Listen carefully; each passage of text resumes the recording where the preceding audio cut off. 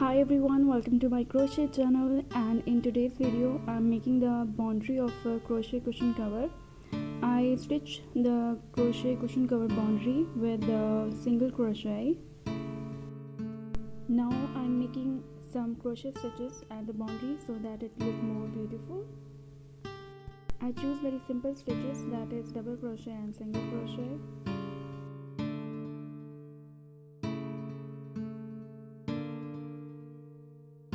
Make 5 double crochet in chain 1 space.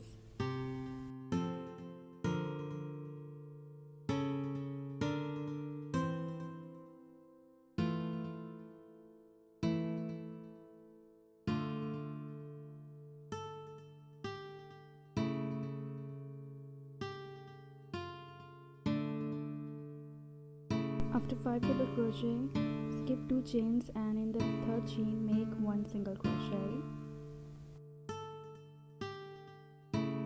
Repeat this pattern, skip 2 chains and in the third chain space make 5 double crochet, then skip 2 chains and make 1 single crochet in the third chain.